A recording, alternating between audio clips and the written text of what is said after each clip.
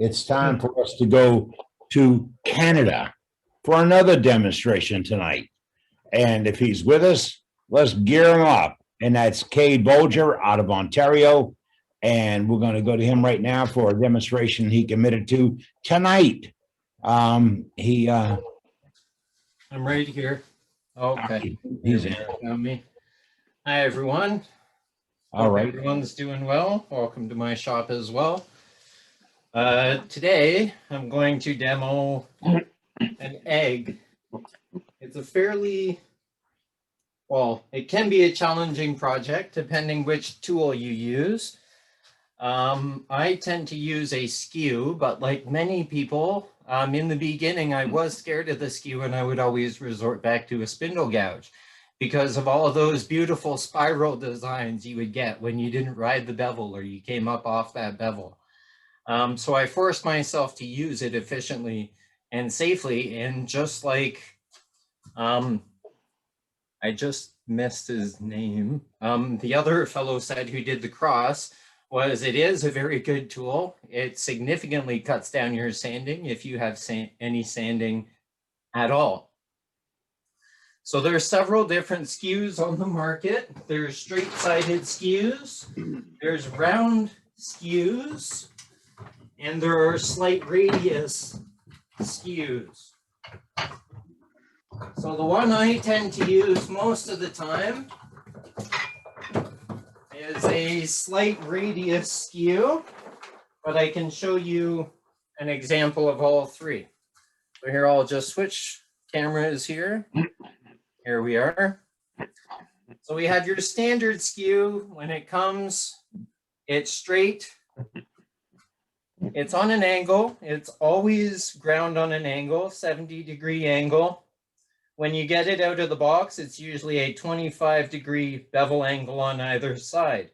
People modify that depending on their height, the height of their lathe, and the length of their arms.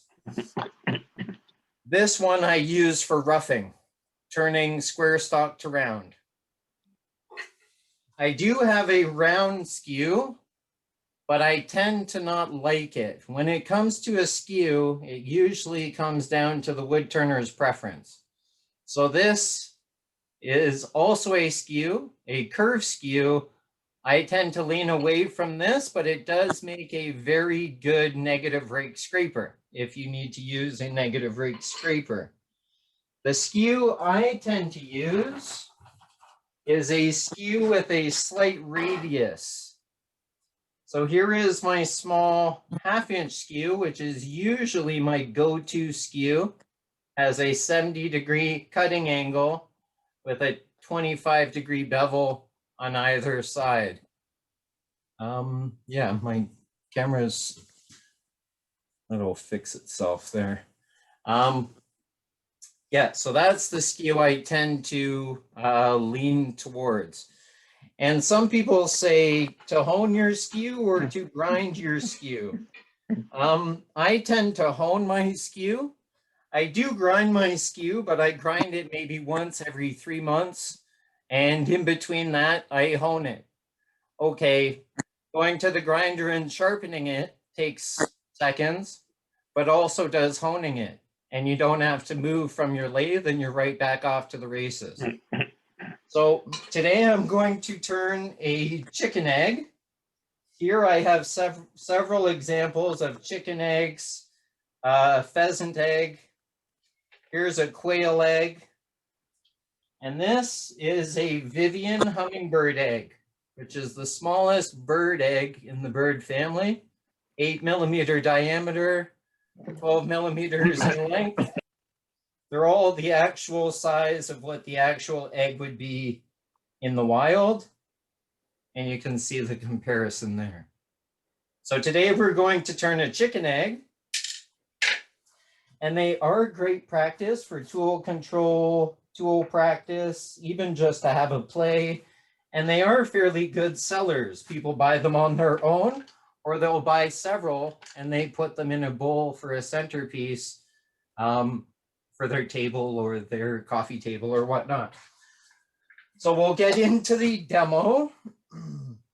And I'll be using my curve skews. And a parting tool. I won't use my other two skews. But I like that handle. Gotta like figured maple. Yeah. You know, if you got two of them, I'll give you my address. Yeah, that's a nice quilted figured maple. I played with some color. And this is my brand new 3/4 inch Thompson skew, which I got for Christmas.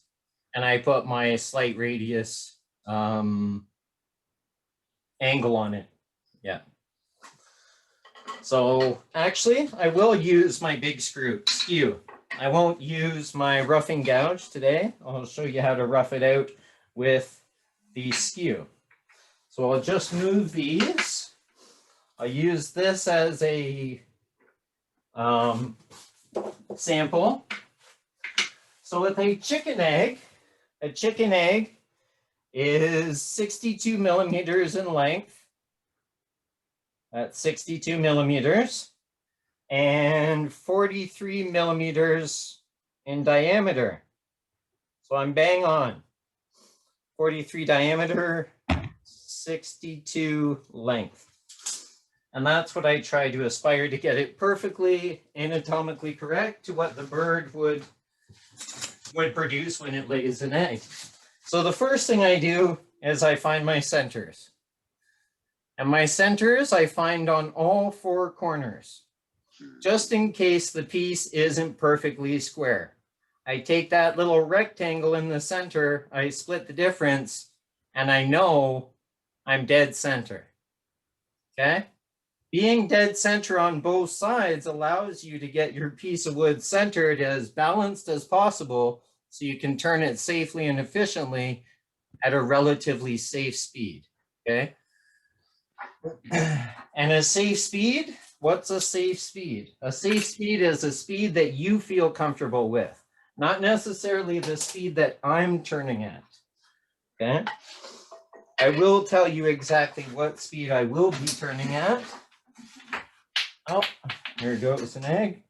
Oh, it's I always urge people to turn at a speed that they're comfortable with. Okay. Okay, can we do some scrambled egg too? Yeah, that one's hard boiled, so it didn't break. All right. I do have another blank for a pheasant egg if you want to do that one after, because they don't take too much time.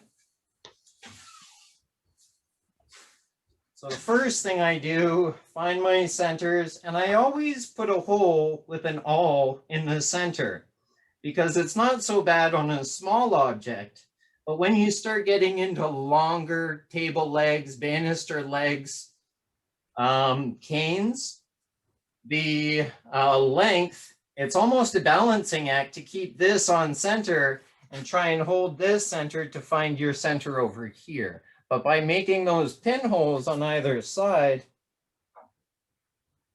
it finds your perfect center every time. I always tighten my quill to make that cup perfectly flush and embedded into the wood, also giving me enough of a bite with the spur drive to keep the wood on the lathe and to drive it safely and efficiently.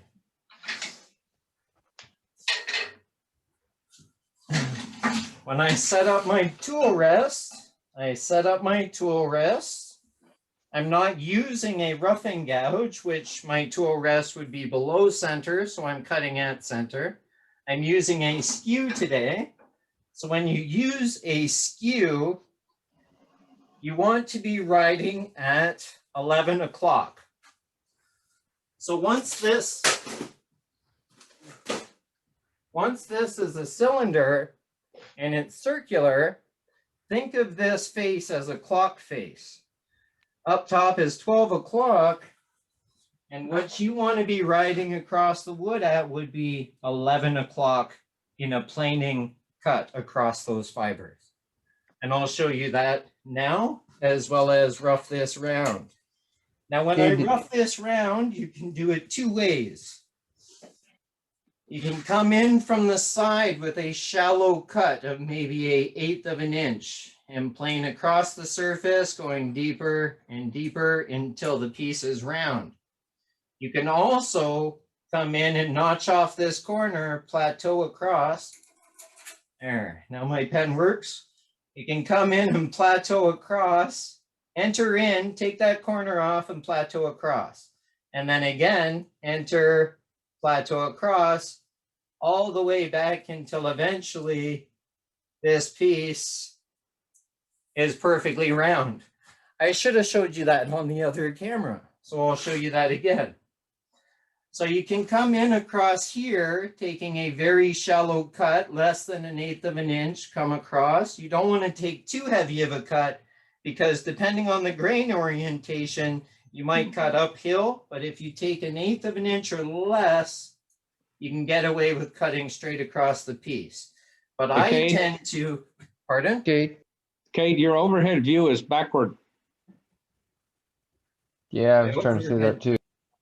Oh, okay. Here, I'll switch that quick, sorry. It gets confusing when you switch back and forth. Okay, here. In I'll Canada, just- in Canada, That's what cut happens, the other that's what side. happens when you go up north, you know, everything flips, so. Yeah, Yeah, you most it's of all- it. And it's upside down too. It's just so confusing. Oh, there you go. You got it right. There we are. All I think he right. was just trying to stay warm. I was just keeping you on your toes there. Now I got to find my Zoom here. Where are you guys again? I wondered why that lathe looked backwards. He's just good. He can turn from the other side. Maybe How he's they turn up left-handed. there. Maybe he's left-handed. Is that better? Depends I on don't which know side of the why. It was a equator. left-handed you're on. thing. left-handed lathe. Why my camera is flickering on me? I have no idea. Wasn't doing that before. Well, I think we all know that the headstock is on your left-hand side unless you're standing on the other side, so. Yeah. Is that right? No, that's not flipped. No, your camera's set right now. It's where it should be. Okay. Okay. So rather than come straight across, I tend to notch the corners off, working my way back to the headstock. So I would enter with the skew, come in and plateau across, in and plateau across, all the way back to the headstock until I have a cylinder. And I'll show you that now. I do recommend wearing a face shield at all times and or safety glasses. In small spindle turning, I wear safety glasses. Large bowl turning, live edge turning, anything huge or potential to come off, I wear full face shields. Okay. But I always practice safe lathe practice, and I am always standing off to the side, cutting in this direction, or I am off to the side, cutting in this direction. My face is never directly in the line of fire of the piece of wood that can potentially come off the lathe. My shoulder might be, but it might hit my shoulder or it'll go right over my shoulder. Okay? Never have your face in that line of fire. And also when you start the lathe, stand off to the side where your control button is. First, I guess I need to turn my lathe on. That might help. So here, stand off to the side, turn the lathe on. You saw? Before I started the lathe, I gave this piece of wood a spin to make sure that it doesn't hit my tool rest, damage my tool rest, damage my lathe, or hit my tool rest and give it leverage to launch off that lathe into that line of fire area where you never directly stand in front of.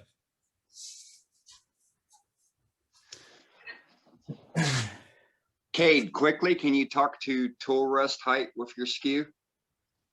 Yes. When you use a skew, your tool rest is above that center line. So when you're riding across the surface of this wood fibers, when you're planing across that surface, you're riding at 11 o'clock. So if this was a clock face, straight up's 12 o'clock, you want to be riding across at 11 o'clock. And You want to can be slicing, not plowing. You want to be slicing instead of plowing it. Yeah, you're cutting and you're slicing rather than plowing. And when we use a skew, we use it on one of these opposing corners.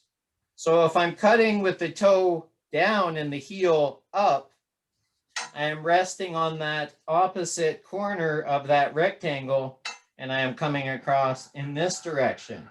If I'm going in the opposite direction, I'm on this corner and I'm riding across in this direction. If I'm doing a cut with the toe, I would then switch to this corner, ride across the surface in this direction, or vice versa on the opposing corner, coming across in this direction. And now when we use a skew, it's very important that you keep in mind where your center line of that skew is. Because if I am riding across this surface and I am riding on this corner, I am supported, the tool is supported on the tool rest in that corner, so therefore my supported cut is below that center line. If I creep up past that center line, my support on my tool rest and my tool has shifted, so now my tool is no longer directly supported by the tool rest, and it will slam down in that fashion, slamming that toe into the wood, giving you a very violent catch, okay? And vice versa. If we're using the toe, we're on that corner, we don't creep past the center line because we've changed the support to this corner and the tool will slam down, giving you a catch on the opposing corner. So a good rule of thumb is to stay within that third or within that third. And the cuts I'll be doing will be planing cuts, peeling cuts, and that's it. Okay. Any questions about the tools, how it's presented on the tool rest or to the wood? The angle of approach for the cut, 45, 35 max. Yes, when I'm cutting in this direction and I have the toe up and the heel down, my cutting angle is 45 to the wood. My tool steel is 45 to my tool rest. If I am doing a toe cut, that is significantly changed. So I have that 40-degree angle here, but now I virtually have this almost angled up and in a trailing mode like a scraper would be used to give me that angle, to give me a planing cut. Okay. But for the most part, I wouldn't use this to plane or to cut. That would be more for beads and coming around corners that I can't see when I'm using a toe. Very good. Thank you. No problem. All right, I gotta blow out this camera, I guess. Flickering on me. All right, so now we're gonna rough this out. You can put this in a chuck. If I were a hobbyist and I were to do a one-off of these, I would turn this round. I would create a 10 in here. And I would stick that in a chuck for a secure hold, still using tailstock support.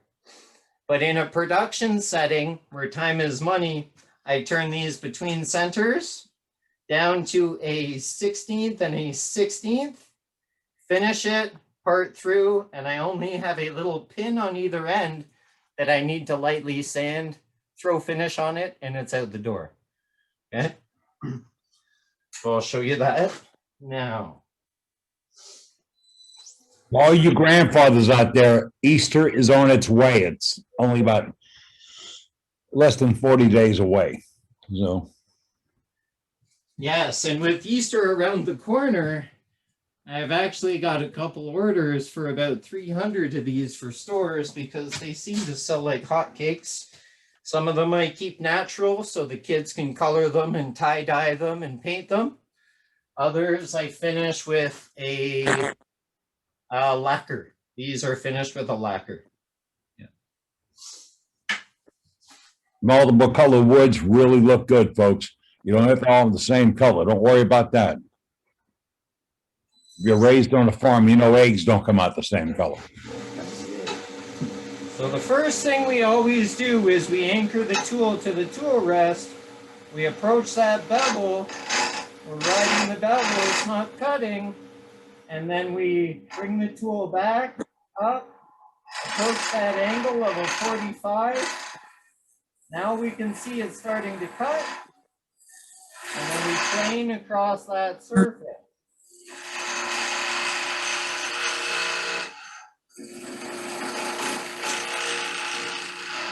Now this is if I were to do it all in one, and you can see those fibers separating and fraying.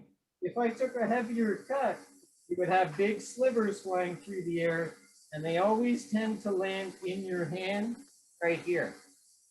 So a very shallow cut if you're going to enter Today is on the Elvin's end grain. birthday. Texted him, yeah.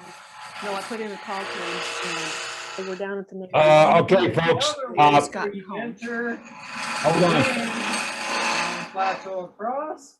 You can do that as well.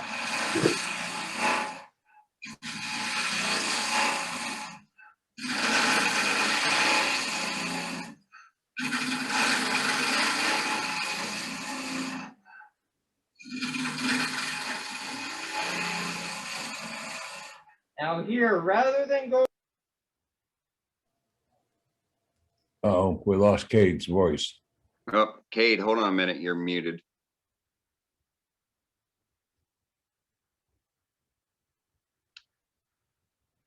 Can you undo it? Yeah, I don't think he can hear us either. No. I just asked him to unmute.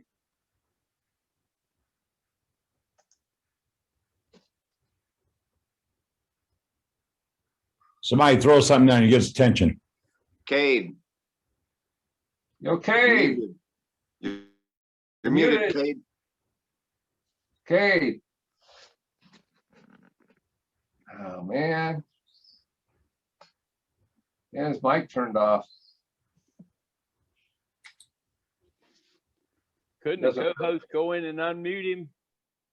No, we can't unmute him. He's got to We unmute can't himself. unmute him. Cade, we can't hear you for one reason or another. I've sent him a message on Messenger as well, so I've asked him to unmute and I've sent him a message. Ronnie, There can he you is. talk us through it? Oh, There he is. sorry. How long was I muted? Did someone hit mute Couple by minutes. accident? Yeah, about 30 seconds, Cade. Yeah, we had some interference from background noise. Okay. All We right. got a mention of people joining our program. If you just joined in, you may not be on the mute right now. We have most everything's muted out. If you're joining our program, mute your station where you are, and so you can have background noise, talking or whatever. Go ahead, Cade. All right. So what I was saying was I entered on that corner. I came down and I plateaued across, planed and plateaued across. I then entered again, came down and plateaued across. Entered, came in, plateaued across. And now rather than enter here and enter directly into end grain, you saw I came back this way and I exited the end grain, significantly reducing my chance of any catch. Because if you catch end grain, that's where you're going to have a very violent catch. But on side grain, the side grain will break away. So it's not nearly as violent, but that also depends how far you dig that tool into the wood to how violent that catch will be. So now I have that piece roughly rounded. Now I need to take into account my spur drive has a pin that goes into the wood probably 1/4 inch. My tailstock has a cup and a pin, which probably goes in about 1/4 inch. So when I cut these blanks, I cut them to 3 inches and 1/4. Hey, Kate, So I when think I'm your done computer, turning this blank, Kate, I think your computer is on and picking up background, picking up you speaking. No, that was somebody else. They turned it off. Yeah. Oh, okay. They had the speaker and the mic open at the same time. oh, it might have been my thing here. No, you're okay. Keep going. Okay. All right, so yeah. So I account for the pin on that side and I account for the pin on this side, leaving me with where the egg is going to sit. I have about 2 millimeters to spare. Okay. So the first thing I do is I enter with the toe and I make a cut on that line to give me a visual where the top and the bottom of the egg are going to be. And then from there, I do a series of V cuts. Now, when you use your toe, it's the thinnest part of this tool. So you want to enter and exit as quick as possible. So here, I would enter the wood and exit as quick as possible because I don't want to glue that tip and take the temper out of that tool. Enter, I lift the handle and I release through the wood. I can show you that here. All right, enter the wood, up and release. Okay. So I've done my entry cut, or it could be also known as a stop cut to a turner or to a carver, because we make a cut and we make a following cut to that line, which is a stop cut. And we do a series of those, which are also V cuts.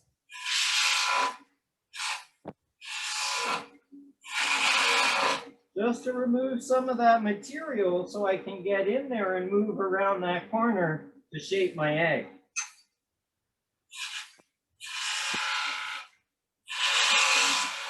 Now keep in mind, if I have this, when I enter into that wood, I have my tool slightly angled, so when I enter, I'm entering with the toe, but I'm not rubbing that full bevel, because if I rub that full bevel and come up past center, it will kick back, giving me that beautiful spiral design we all love. Okay?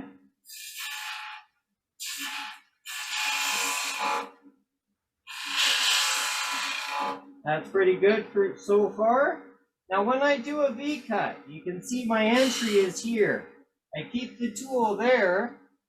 I angle the tool this way, 45, lift the handle, make my 45 V cut. This side, 45, V cut. Again, again, again.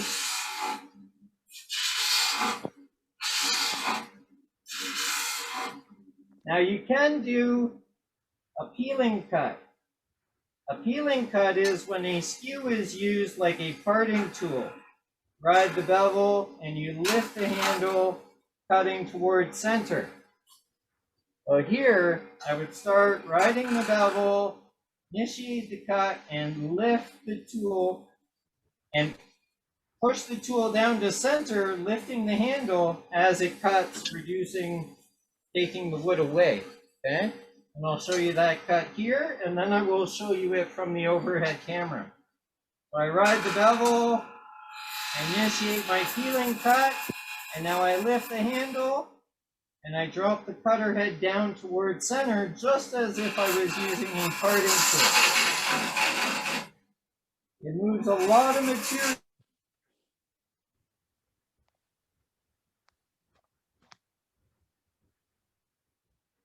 I will show you that cut here.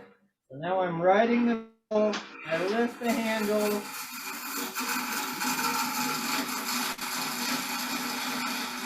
now I can only go so far because I don't want to ruin my skew on that nice spur drive. It's not nice with a sharp edge. There. Now I've removed those two pins, or those two portions, where those pins from the spur drive and the pins from the tailstock are embedded into the wood. So now this allows me to do a planing cut up and around that corner and up and around that corner without running into any wall. Okay? Now, one thing I'm going to show you is how you would get that spiral design. So if I'm planing across and I'm riding the bevel and I creep up off that bevel, this blade is going to skate in this direction, giving you that beautiful spiral design. Okay, so you want to stay on that bevel, cutting below center. If I creep up past center, I transfer the support, and this digs in, giving me a violent catch. Okay. First, I'm going to clean up that surface in a planing cut, right?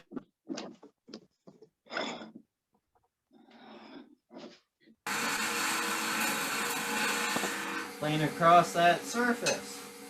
You can plane back across this way, giving you a very nice finish. Now I only want that to be 43 millimeters. So right now,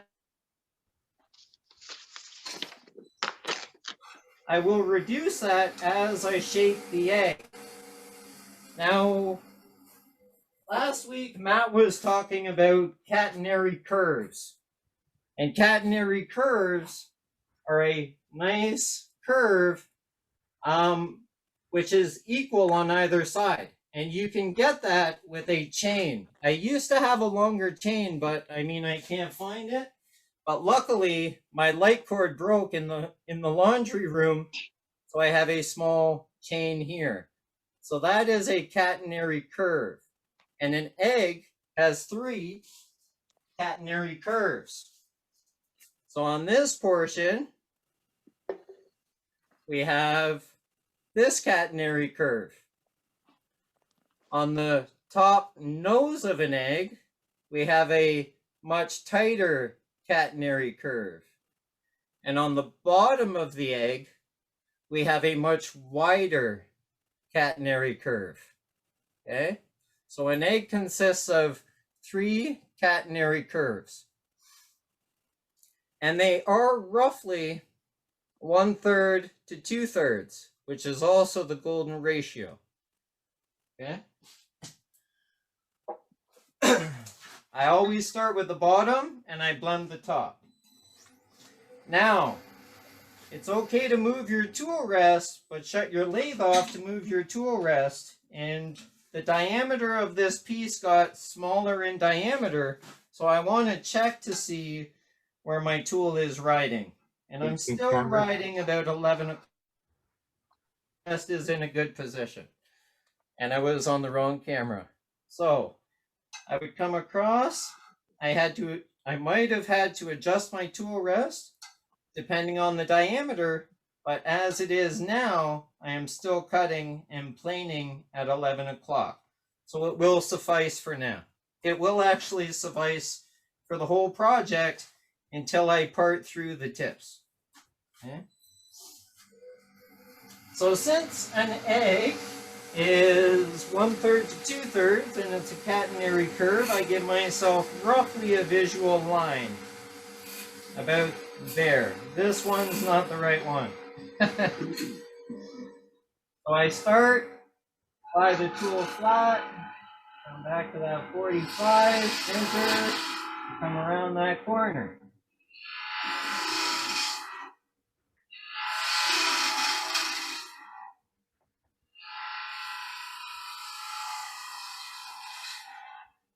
There. It's rough. Actually, here, I'll change to this camera. Not quite there yet because this curve isn't tight enough around that corner.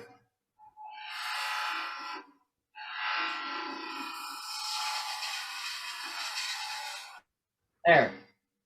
Now we have a nice curve to the bottom of our egg. Now we need to blend the top of our egg.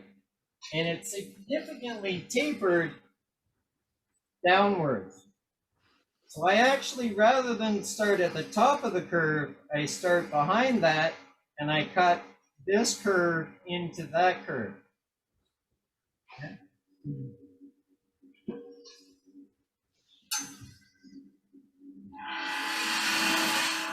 At first, I'm just removing material because I have bulk material at the top.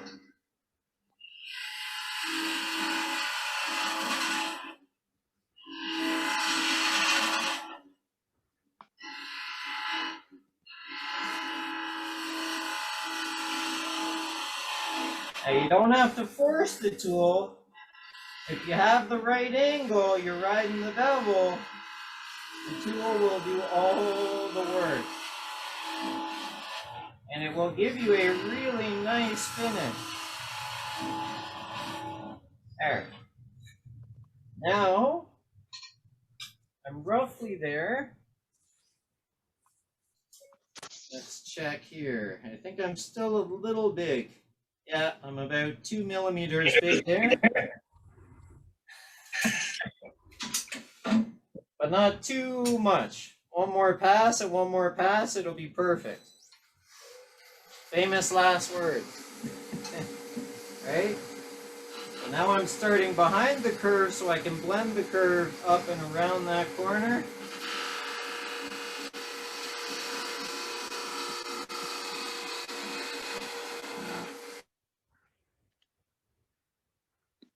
Was locked into my body, I rode the bevel, and I moved my body and tool just like that.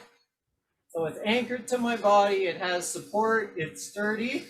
My arms aren't out here in the wind flapping my wings where I can potentially get fatigued, tired, and get a catch.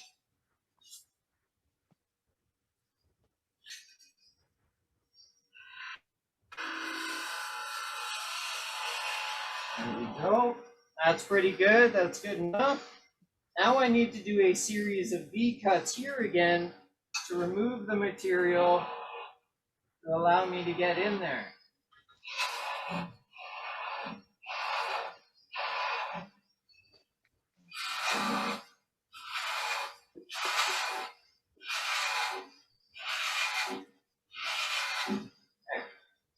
Now I go back and I ride my toe up, heel down, ride the bevel, and I blend the bottom right there. I have too pointy of a curve on this end, so it needs to be slightly less.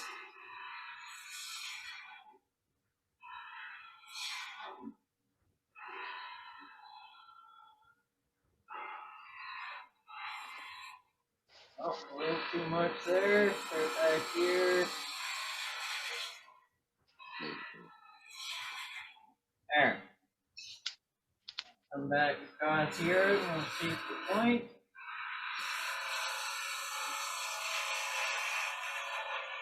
Notice those wispies.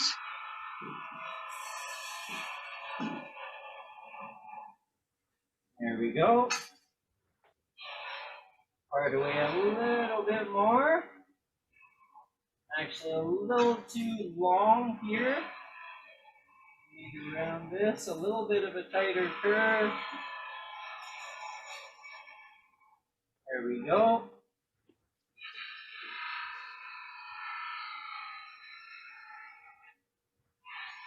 A little bit of a tighter curve there.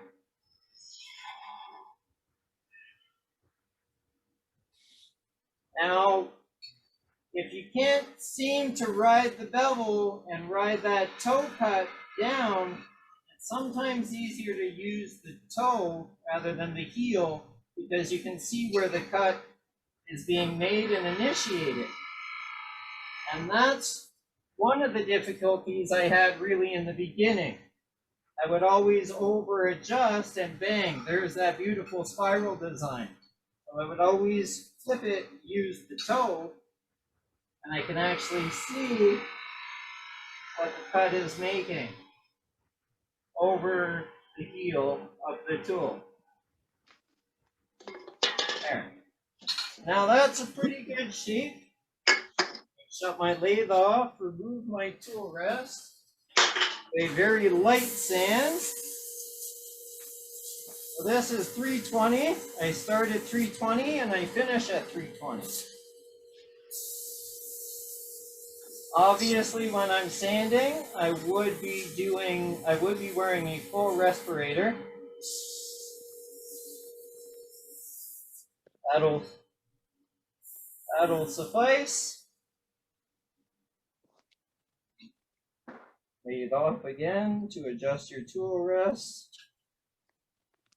Now I just need to reduce these to 1/8 of an inch to remove the egg, and I do that with the skew. But we can see my tool rest is far too high to cut that away because it's quite uncomfortable for me to have my handle here in such a trailing mode. So I do need to lower my tool rest. So I'm cutting at 11 o'clock because that diameter has reduced. There. And when I reduce this, I reduce it using the toe rather than the heel, because when I'm in that tight spot, I can see what the cut is, what the tool is doing at the toe and how the cut is being made. Whereas if I was like this, I can't see over the toe and I can't see what the heel is cutting, and you might be in, and then boom, there's that beautiful spiral design again. Okay, I'll do that quick. And I just reduce that with my skew, cleaning it up here, cleaning it up there. Now I'm only joined by maybe a 16th. Okay, now I do the same over here. There we go. Remove some of the wood so I can get in there. Inch away, inch away. There. I'm at a 16th of a pin on either side. I'll shut my tool rest, lathe off, remove my tool rest, start the lathe again, slightly sand that spot. And that spot with the skew, it takes virtually no sanding at all. There we go. And now I take my thin curve parting tool, which is a very high-tech piece of equipment. It's an old chef knife I bought at a garage sale for 25 cents. I ground off the blade, I ground a bevel and an opposing bevel. It's tapered on either side, so the only point in contact is the tip, and it is a perfect thin curve parting tool, 25 cents, garage sale. With this, I need to lower my tool rest slightly to the same height as if I was using a parting tool. So now I enter with my parting tool. There we go. Enter with my parting tool. Now, I mean, you can create a relief cut, but you're removing such, it won't really matter. So now I take this off the lathe, and what you want to do, not that, want to try and get that off nice and easily, but if this is wedged on there, that's okay. The main thing is, when you break this off, you want to go across the grain. If you go with the grain, depending how this tree grew, you might take that grain away and go uphill, and it will leave you with a big hole or a divot in the top of your egg. But by going across the grain, it snaps off at that tiny pin,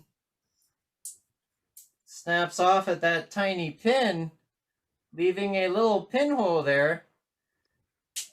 So I only have to sand that down. I don't have a cavity that I have to sand the opposing wall down to or fill it with super glue. And I just go across that, across the grain, blends it in a matter of seconds.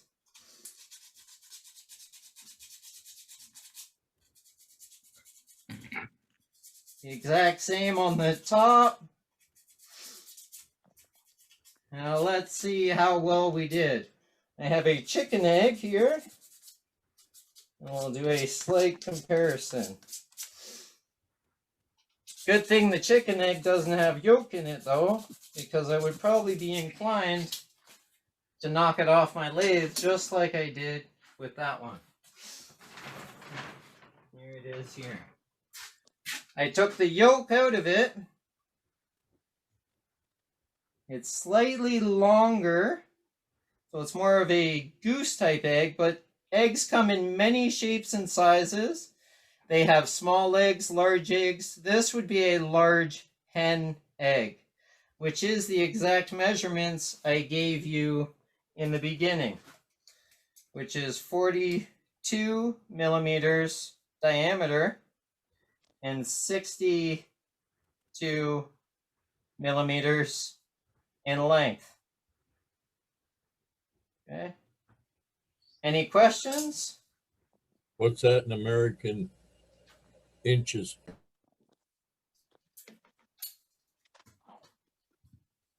.42 is 1.6 inches. And 62 is 2.44 inches. Yes.